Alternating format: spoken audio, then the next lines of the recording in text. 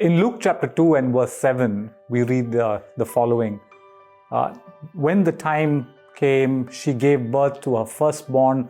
She wrapped him in swaddling clothes and laid him in a manger because there was no place for them in the inn. I'm very intrigued with this set of words, because there was no place for them. We're talking about the birth of Jesus, the Savior of the world. We read in John chapter 1 and verse 3, by him all things were made, and nothing that has been made without him, the creator of the world, and there is no space for him. There was no place for him. Intriguing, right?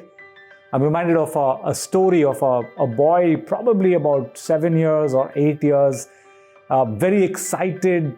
He wants to go to school because they're choosing the characters for the Christmas play. And it's always been his dream that he gets the role of Joseph, because Joseph's role is the most powerful role, right? I mean, all the lights are on him. He's there on every scene.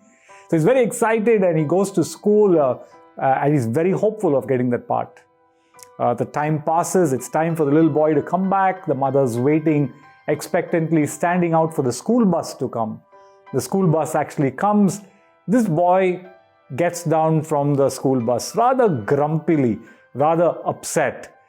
He doesn't even say his proper hellos to his mom, runs into the house, flings his school bag, flings a shoe, one shoe this side, the other shoe the other side. The mother realizes probably the day hasn't gone well. So she waits for him to cool down and says, son, what happened? Why are you so upset? What happened to the school play? Did you get the role? What role did you get?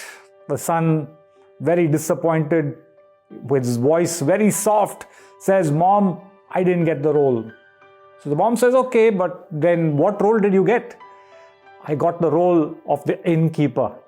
So the mother tries to pep up the son and says, son, that's a very good role, the role of an innkeeper. You get to say yes and take Mary and Joseph inside, and Jesus gets to be born at your inn, right? So the son says, no, I didn't get the role of the innkeeper who says, yes, there is, please come in. But I got the role, the second innkeeper role. See, traditionally in our Christmas plays, there are 3 innkeepers, right? So the first innkeeper says, no room when Joseph comes there. The second innkeeper says, no room. It's the third innkeeper says, I don't have room in the inn, but there's a manger. But this boy got the role of the second innkeeper.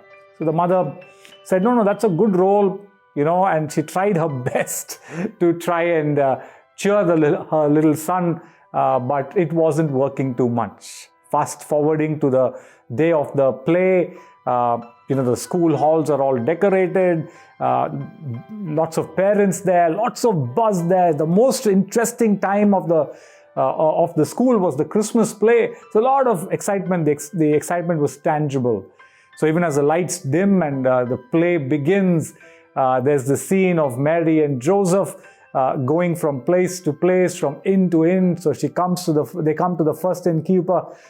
Joseph says, sir, is there any room in your inn? We are expecting our child. Is there any room? So the innkeeper says the line and says, sorry, there is no room. Can't you see the city is so crowded. It's a festival time. There's no room. Go to some other inn. Mary and Joseph go to the second inn, and this is where our little boy is there. Again, Joseph says the lines and says, sir, is there room in your inn? Because, we are expecting our child, and we really need a room. So the lines were supposed to be very clear. The innkeeper, our little boy, our little friend here was supposed to say no room. But he doesn't say anything. There's a pregnant pause there. And, everybody's eyes are at that little boy. And some of the kids are chuckling in the side because they thought that their friend had lost or forgotten the lines. The teacher from the corner was, pointing to this little boy and saying, say no room, no room. But this little boy, to the surprise of everyone, lifts his head up and says, there is room in my inn. There is room in my inn. This evoked a mixed reaction in the crowd. Few were laughing, but many were moved. This little boy could not say no to the request for space for Jesus to be born. That's very interesting, isn't it? The Savior is still looking for space. For me, that's the big message of Christmas. that the Savior is still looking for space. The one who created heaven and earth and chooses to leave the brilliance and the majesty of heaven to come and occupy a dingy, dirty manger when he was born. And the question arises, why did he do that? And the answer is just a 3-word answer. Because he loves you. In fact, maybe 4 words. Because he loves you. It's a 4-word answer. And it's a pretty straightforward answer. There's nothing more complicated than the fact is that the one who spoke the galaxies into existence, he said, let there be light, there was light. The one who calls the stars out by names prefers the confines of your heart and mine more than the brilliance of heaven. Think about that. And he says that in Revelation chapter 3 and verse 20. He says, I stand at the door of your heart and I knock.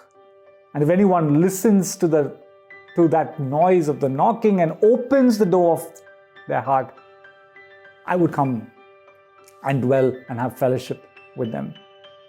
So this Christmas, for me, the message is this, right? Is there room in your heart?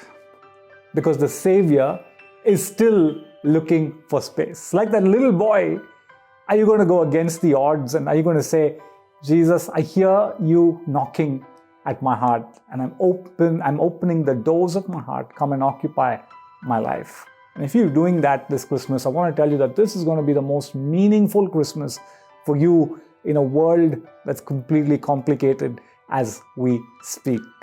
Is there room in your heart? Because the Savior is still looking for space. Thank you for joining Word in Brief. This is Rajiv. I would encourage you to check out my YouTube channel. There are videos that could add value on faith and on leadership. Also want to take this opportunity on behalf of my family and me to wish your family and yourself a blessed, Christ-centered Christmas. God bless you.